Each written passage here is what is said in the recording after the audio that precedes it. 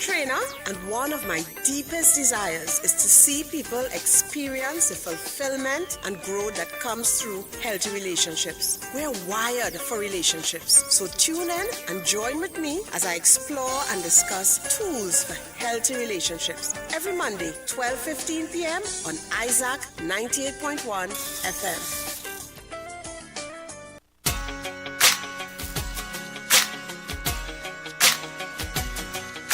Welcome back, guys. Welcome back to another edition of Healthy Relationships with a counselor trainer, Petreece Cuffie. At this time, I want to say good afternoon and welcome back to you, Petreece. Hope you had a blessed and beautiful weekend. Thank you. The weekend was okay. I had a little pain, but okay, by God's grace. Well, I hope you're feeling better. I'm really happy to be here. I'm getting better. Amen. And I need to be better by this weekend, God's willing. I'm handing over to you at this time. All right. So again, really happy to be here, and good afternoon, good morning, good evening, good night to all our viewers, listeners to today's program. And this has to be the final part, listeners. This is the final part. This is part 4 of 10 things you should know about the different types of intimacy necessary for healthy marriages. And of course, if you missed other parts, you can go to FBN TV on YouTube or Facebook, Isaac 98.1 FM Facebook page, and you should be able to get the part 1, part 2, part 3. So this is part 4. And in these 4 programs, I am addressing, and I have addressed so far, what is intimacy, the types of intimacy that is necessary for a healthy marriage. And even as I'm addressing the different types, I'm looking at defining that type of intimacy, describing what it looks like in marriage, what marriage feels like if it is absent or when it's lacking, and then how to build it. And the different types of intimacy, I identified 7. So number 3 would have been emotional intimacy, 4, physical intimacy, 5, sexual intimacy, 6, spiritual intimacy, 7, intellectual intimacy, 8, financial intimacy, and 9, recreational intimacy. And the 10th thing would be general tips to build intimacy in marriage. So remember, intimacy is a deep sense of closeness and connection and understanding, and it's really built on trust and vulnerability, even acceptance, accepting your partner, the idiosyncrasies, the quirks in your partner, the strengths, the weaknesses. It includes sharing your emotions, being supportive, shared experiences, making your spouse feel seen and heard. It involves talking about your thoughts, your emotions, and also letting your guard down, which of course is being vulnerable and showing who you really are and how you really feel, including your hopes, your dreams. And intimacy is something that is built over time. It just doesn't happen. So a lot of times in courtship, people think, wow, this is a really cool, great, intimate, wonderful relationship. But a lot of times, a lot of chemicals happening there. So we're sharing all kinds of things. And then when we get into marriage, our default setting now becomes what we experience in our family of origin, the homes we came from. And we start showing up as a different person. So we need to remember that, so that intimacy is something as a couple that you build over time, and it requires patience, it requires effort from both partners to maintain, to create and to maintain. Now, a listener asked last week, so they sent in this question. A listener asks if it is okay to have your own personal account as a couple. And this was because in part 3, I would have dealt with financial intimacy. Was one of the things I dealt with. And yes, it is. It is okay, right, for a couple to have their own personal account, right? The real issue is not about the personal account. The real issue is one of transparency. As a couple, you both need to know what money is going into whatever accounts you all have, and you don't have to have joint accounts as a couple to have financial intimacy. Once we know what money is going into account, how the money is going into the account, where is this money coming from, how the money is being used, and there's a mindset that it is our money, it's not my money or your money, this is our money, we will be okay, right? And once we can agree upon how this money is supposed to be used. And with financial intimacy, we actually always talking about finances, and it doesn't always have to be some big dramatic meeting. We sitting down eating dinner and we saying, we need to fix so and so, what monies you have coming in. I have a little back pay to get here. I have whatever. Okay, so you could pay the whatever from your account. I will pay whatever from my account so we could get this roof done. Once the whole thing about it is transparency. And there are many couples who do well where they don't have joint accounts, but they both sit, they talk, they share, they plan together, and they know what money is being used from where. So, okay, you're handling the groceries, the children, school fees, the whatever, and I'm handling the mortgage, the this, the that, and we understand how things are working, and we have little money set aside for each person to have some kind of sense of autonomy there, where they could use money on themselves, on the spouse, on other things. So it's not about whether we have a personal account or a joint account. The issue is there transparency? Is there trust?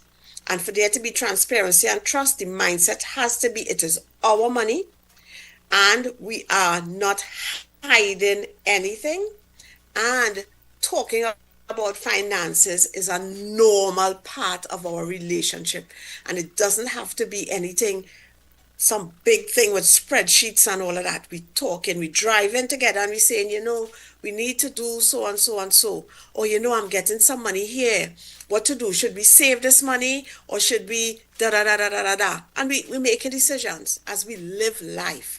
So financial intimacy, very important. It's about transparency. It's not so much about whether the account is a personal account or a joint account. So I hope that answered the caller's question. So today I am looking at recreational intimacy, that's number 9, and number 10, which is how to build intimacy in marriage. So some consistent steps that we need to take to ensure that we're building intimacy in marriage. So recreational intimacy is the bond formed when married couples intentionally share fun, playful, and adventurous activities, things like hobbies, sports, games, date nights. And these things act as a stress reliever. It builds trust. It fills the marriage, with joy. It fosters friendship. It reduces conflicts, and it strengthens that emotional connection. So what does recreational intimacy look like in a marriage? We engage in mutual interests. Well, if you like hiking, if you like dancing, if you like board games, right? Trying new foods, traveling, but you're engaging in interesting things together, things you both like together.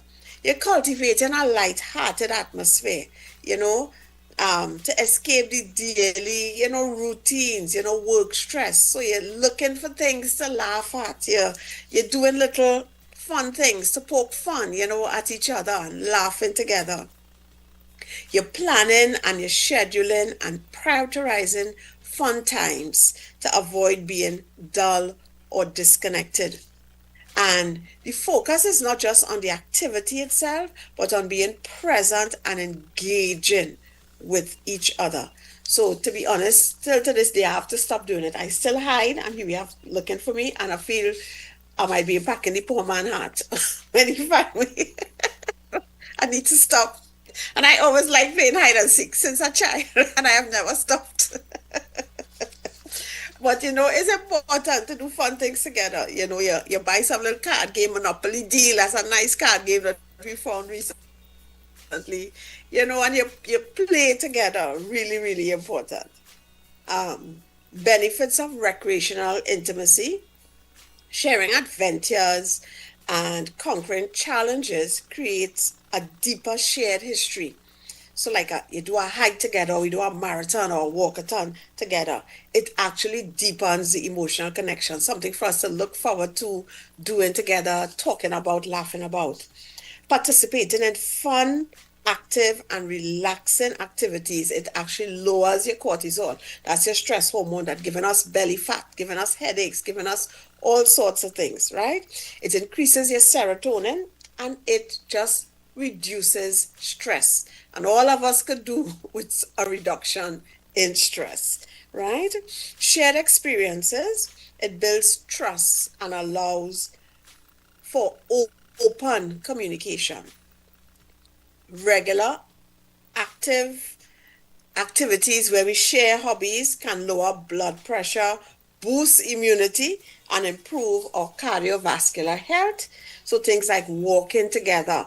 So we doing things together, and it's not just increasing our emotional intimacy, right? But it is also helping us to be healthier.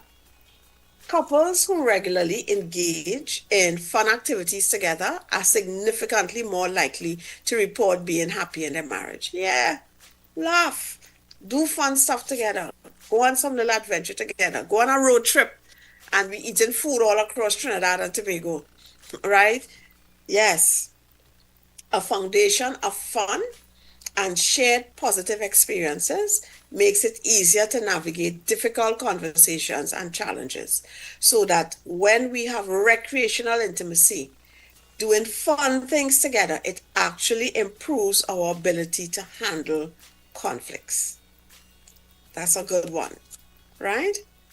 Now, when recreational intimacy is lacking in your marriage, it often manifests as emotional distance. Like, I don't know what to talk to this person about. Routine, monotony, and the marriage feels like it's just functional, like we're just here to get certain things done. So couples come and they say things like, Patrice, I feel like I'm living, that we're roommates, I'm living with my roommate. So sometimes you call it the roommate syndrome, where life just revolves around logistics. So conversations are just about schedules, finances, childcare, or even how we get in household chores done. Nothing about us in terms of how we going, how we doing, and just having some kind of fun. You could also feel like you're under the same roof, but we share very little in terms of leisure or conversation. So it's almost like we have parallel lives. You doing you and I'm doing me, even though this is a marriage. Of course, you can no longer engage in hobbies, date nights, fun activities together. So there's reduced shared activities so that you often find yourself pursuing leisure things separately. So then you have no laughter or play in the marriage. Imagine a marriage with no laughter, no play. So the relationship feels very serious. It can even feel formal. Like, so, yes, good afternoon. What time do you want breakfast? I mean, what time do you want dinner? Very formal, very serious. You create no new memories. You can't remember the last time that you did something new or exciting together. And with that, you have diminished spontaneity. So everything must be planned, but you didn't tell me about that. No, I'm sorry, I can't do this today. Um, so things feel very formal, planned, forced, rather than organic or joyful. And you can have, so if this is how you were living, like almost like roommates and parallel lives, you have increased irritability. After a while, just hearing the person's voice could become irritating. You feel like I just don't want to hear anything from this person, right? So this could lead to a lot more conflicts, and conflicts even over trivial issues, things that you would normally overlook if there's recreational intimacy. Of course, with that, you have reduced affection, right? Reduce affection. So you start to touch each other way less. So there's less physical intimacy, right? They don't have any playful little teasing that couples would normally do. And this can lead to loneliness. So we're roommates. This is a couple, right? Where the two have become one, supposed to be, but there's no recreational intimacy, and it can lead to loneliness. And of course, communication then breaks down, right? And you find it very difficult to have any kind of interesting conversation. So you can literally be sitting in the same room, probably even watching at the same show on television, and there's no communication. You're sitting in the same car and there's no communication. So you feel like if I don't know what to say. There's nothing to say. I don't know what to say. And I mean, I'm saying it and it really sounds painful. And this is a reality of some marriages, not all marriages, but this is a reality in some marriages because recreational intimacy has broken down. And with that breaking down, it affects other aspects of intimacy. And we can see how all the intimacies are related, right? The reality is that people need fun and recreation in their lives. If we look at how God created the world, the sunset is beautiful, the sunrise is beautiful, there are beaches and trees and flowers and so much things for us to play and to recreate, right? We know that this was a part of how God expected. So when we don't have recreational intimacy,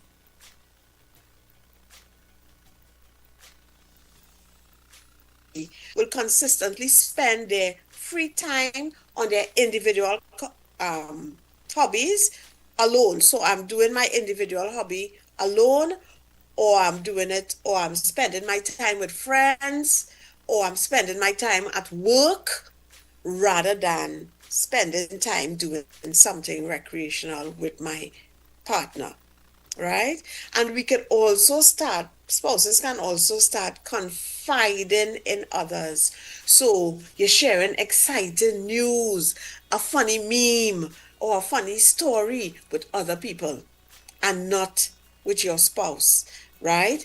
You're even sharing your emotional struggles with friends and family instead of your spouse when there is a breakdown of recreational intimacy. So how to build recreational intimacy? And remember, even as you're listening, these are things you want to, be intent. You have to be, not want to be, you have to be intentional about and consistent with.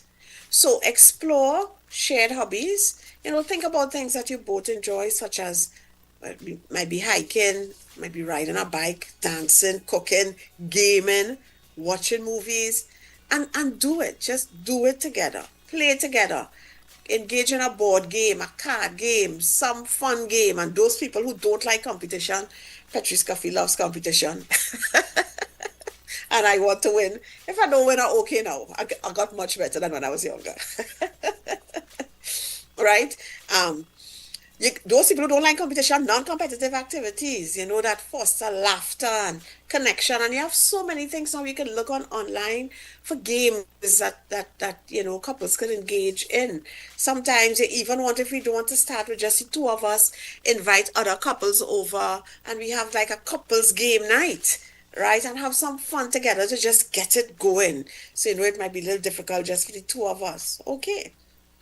Create shared rituals, you know, um, having a meal together or sit down and drink some coffee or some tea together somewhere where we're doing it consistent. If we have a weekly date night or a morning walk, and remember, date night doesn't have to be expensive, right? So something where consistent routine of togetherness, routine of some kind of quality time. Try new things. Step outside your comfort zone. Try some new activity, something you never did. Sometimes just Google stuff and they say, hey, we could try this. We've never seen this. We've never done this, right? try new things, to create new memories together.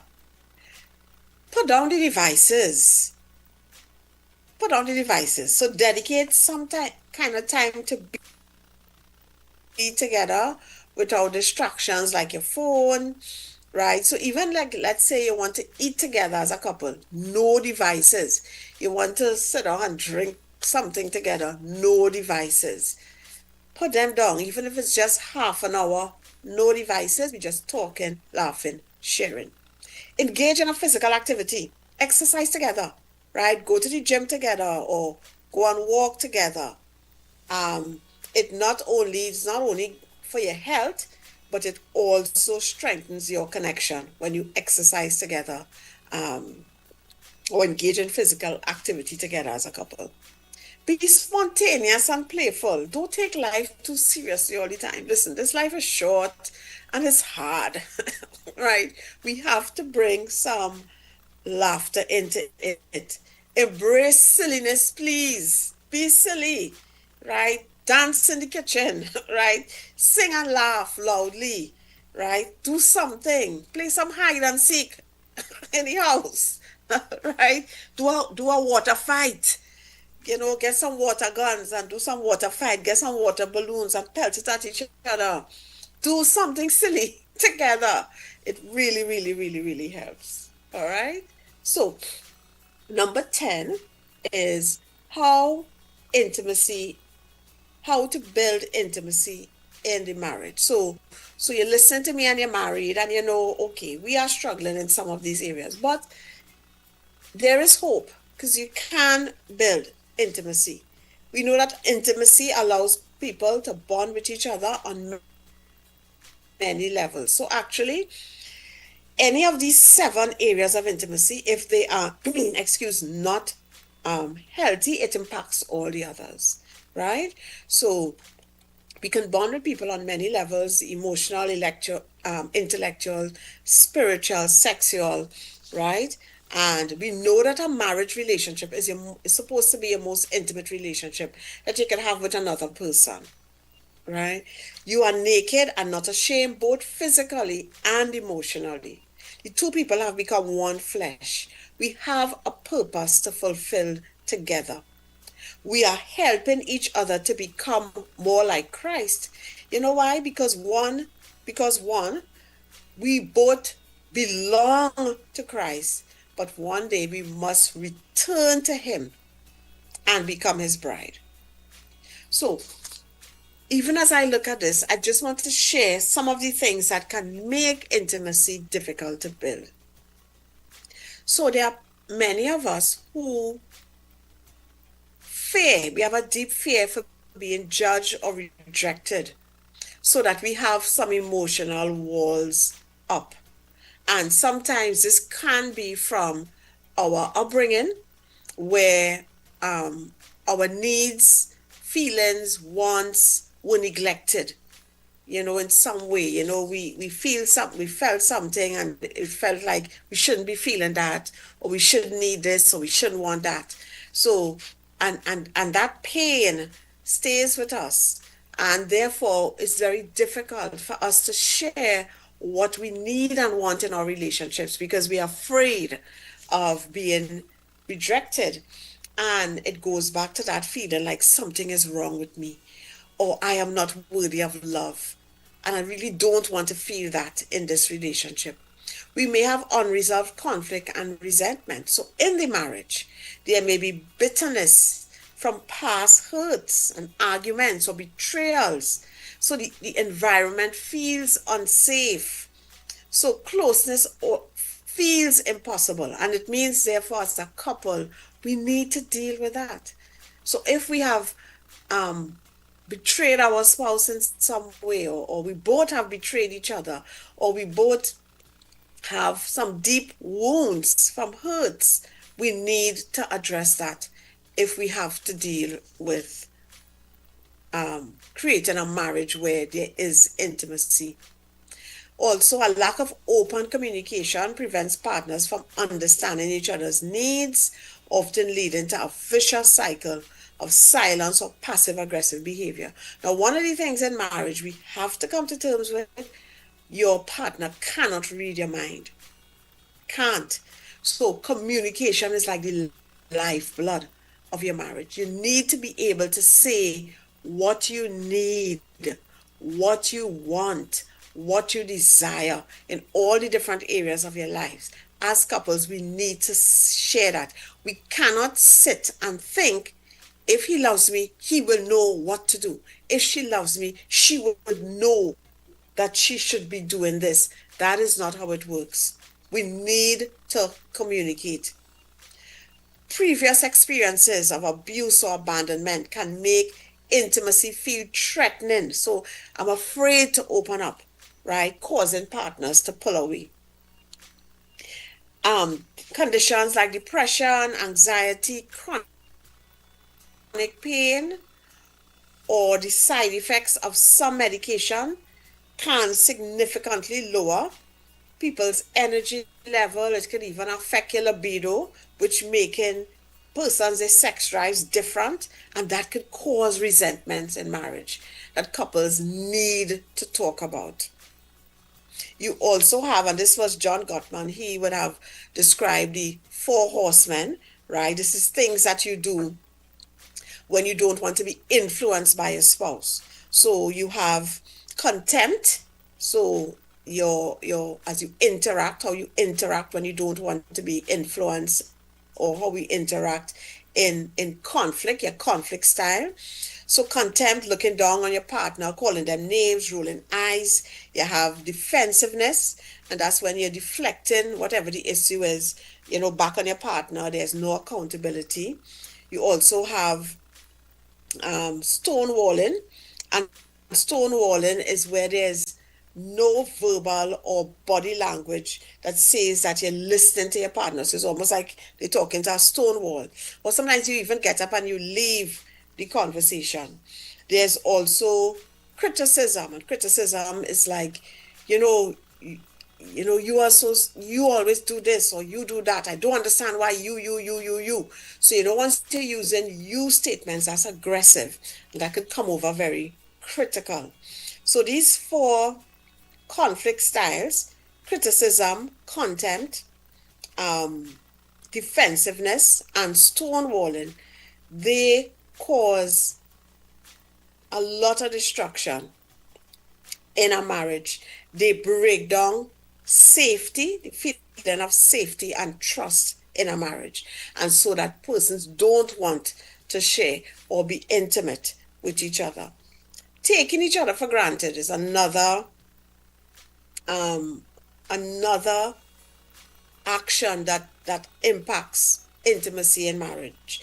So neglecting to show appreciation and affection can lead to your spouse feeling undervalued, and therefore, I don't want to connect with you. And remember, when we're talking intimacy, a lot of times when people say intimacy, they mean sexual intimacy. But intimacy is that giving and receiving of love, and being open, being naked and not afraid, and not just naked as in something physical, but emotionally, sharing dreams, hopes, good, bad, and ugly with each other, feeling supported and understood. So when I'm saying intimacy, don't just think sexual intimacy, right? When we take each other for granted, that breaks down intimacy in the marriage. Always being on devices. So we never truly 100% there with the person. They're talking and we on the device. We doing something in the grocery together, somebody on the device. We driving always being on our devices. That is a barrier to real good face-to-face interaction and quality time. If a person has a self-esteem issue, so a deep belief that they're not worthy of love, can make accepting and being intimate very difficult. Now, in steps, and those are not all the reasons people have difficulty with intimacy, but if you know you have a difficulty, please get help. Now, some intentional steps to build intimacy in a marriage. You as an individual spouse, spend individual time with God daily, sharing how you truly feel, what you need and want, letting Him heal. If you have rejection wounds, you felt rejected in your life, helping Him to heal those wounds so that you stop fearing the possibility of rejection. Make God your source. Make God your hero and not your spouse. Not your spouse. See how God has been compassionate, patient, accepting, and loving to you, and ask for His grace to be the same way towards your spouse. So your relationship with God is extremely important. And you being intimate with God, being able to share with God, like, in the Psalms, how David would have always shared how he felt. In Psalm 13 and Psalm, how long will you forget me? Forget what? But this is how David felt for God. Trust in your unfailing love. There he was saying, how long will you forget me forever? But then at the end, he's saying, I will trust in your unfailing love. We need to be able to, both as husbands and wives, have a very intimate relationship with God. At least 3 times per week, spend no more than 5 minutes. If you want, you can put on your timer, praying together as a couple. Pray for each other and your marriage. Both spouses must pray, right? And hold hands as you pray. So pray together as a couple. You don't have to do it every day. Just 3 times for the week, just 5 minutes, holding hands and both praying. So your husband praying for wife, wife praying for husband, and we praying for the marriage. Share something that you like, need, or want that you have felt uncomfortable sharing. So, I really like this, I really want this, but I feel uncomfortable or even a bit frightened to share it for whatever reason, right? So an example, I would like you to hug. I would like us to hug before we go our separate ways to work. That's something you like. It's something you want in the marriage. Share it. You might be surprised that your wife or your husband just happy to hear that because probably they wanted to and they didn't want to share it. So you listen to this program, share something with your spouse that you have felt uncomfortable sharing, right? I like it when you held my hand. I liked it when you held my hand in the grocery. We could do that some more. Just share that. Being willing to reveal your true self, including your imperfections. Be willing to share painful and difficult feelings. And even in doing that, you can use your I statements. So something your spouse is doing and it is impacting you. So and so when this happens. So we're trying to build intimacy. I feel overwhelmed when all the wares are left on the counter. You're saying how something makes you feel. So you're using I statements. I feel so and so when this happens. So we kind of taking out the you a little bit for a while. We'll get there when we could use I feel so and so when you do this. But let's say we're now starting off, we're making baby steps. I feel so and so when this happens. So you're sharing your feelings. Very, very important. We need to have, if we have to build intimacy, we need to have open, honest dialogue about what is happening in our marriage, how things are impacting us. And I would have given you all a tool to do that, which is the mirroring, validating, and empathizing. And if you want, you can go back and look at that. It is an extremely wonderful tool to use to have difficult conversations in our marriage. Because if we have to build intimacy, we cannot avoid difficult conversations. And all marriages have them. Just as all marriages have conflict, all marriages we have to have difficult conversations. And this tool of mirroring, so mirroring is really your spouse says something, and mirroring is you saying back to him or her, when you open your mouth to respond, the response is saying back to him or her what you heard them say. So what I'm hearing you say is, and you say back what you heard, and you're asking, is that what you said? So you're making sure that you're truly hearing. And then you're validating, okay, you can see how what your spouse is saying makes sense because you understand him or you understand her. And they're not crazy. So you say, okay, I can see how that makes sense. And you show how it makes sense. It makes sense because. And then you want to identify how is your spouse feeling? A few words so I can imagine that you feel. And now validation doesn't mean I agree. It means you can see how it makes sense from their perspective. And empathy, right, is not I agree either. Empathy is you can understand how this would make them feel. That is very, very important. So we have to come into conversations where we know that both persons are going to feel heard and understood, and we're going to find the way forward together.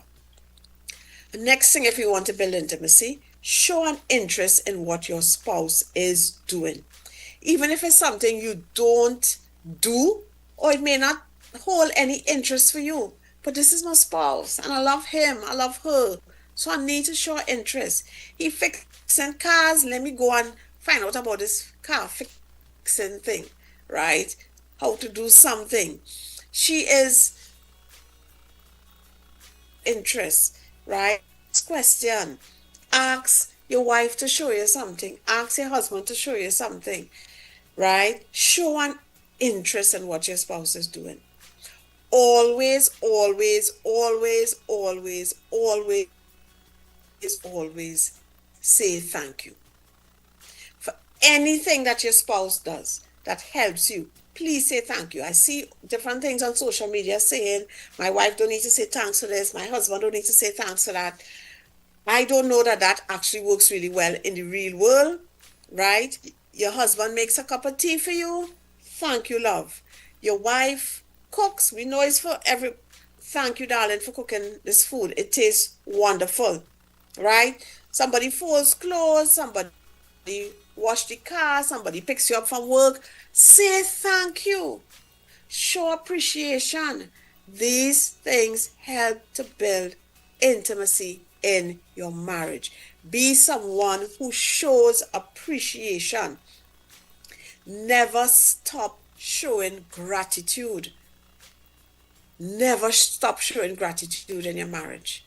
For everything, right? Once you catch your spouse doing something that you appreciate, tell him or her, babes, I really appreciate you putting air in my tire for me. Thank you so much for moving that bench from there. Thanks so much. Show appreciation and admiration, right? In unhealthy marriages, we focus more on the bad than on the good. And we have to start focusing on the good. For wives, every single day, tell your husbands a few things that you appreciate or admire about him. And for husbands, every single day, tell your wife that you love her and that she is beautiful and that you thank God for her. Every day. It might be hard in the beginning. Write it down if you need to write it down. Practice it in the mirror if you need to. But please do it. Try to eat a meal together at least twice for the week. Go out on a date at least once a month. Verbally show appreciation for how your spouse is different from you and how it has helped you in the marriage. Because we generally marry different people. We don't marry people who are just like us, right? But you want to show appreciation for the difference and say it and say how it has helped, right? Do something playful at least twice per month. Play a game together, learn to dance, do some karaoke, something together, something playful. Love your spouse using his or her love language. Talk about finances and don't make it into some big, heavy, dark talk. We could talk about it, so and so, this is the money coming in. Talk about it. Talk about your sex life. That is something we need to talk about as a normal part of our marriage. If trust has been broken, you have to be intentional and consistent about rebuilding trust, right? There must be forgiveness and repentance.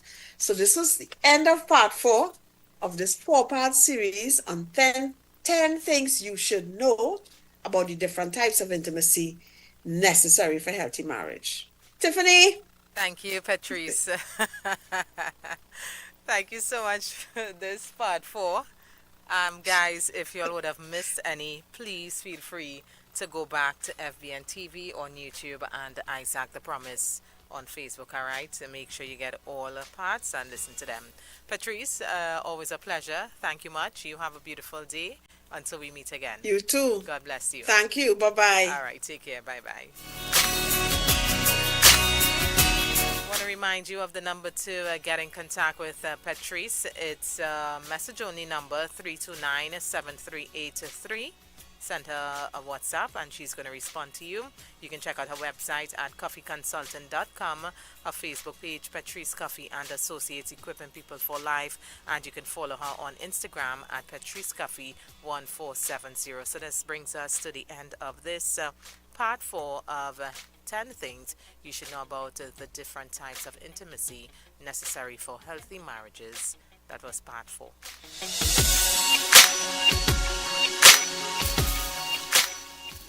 Hi, I'm Petreece Cuffie, counselor and trainer, and one of my deepest desires is to see people experience the fulfillment and growth that comes through healthy relationships. We're wired for relationships, so tune in and join with me as I explore and discuss tools for healthy relationships every Monday, 12:15 p.m. on Isaac 98.1 FM. Revival 2026 and beyond. Digital transformation for gospel expansion. The time is now. Join us as FBN celebrates 35 years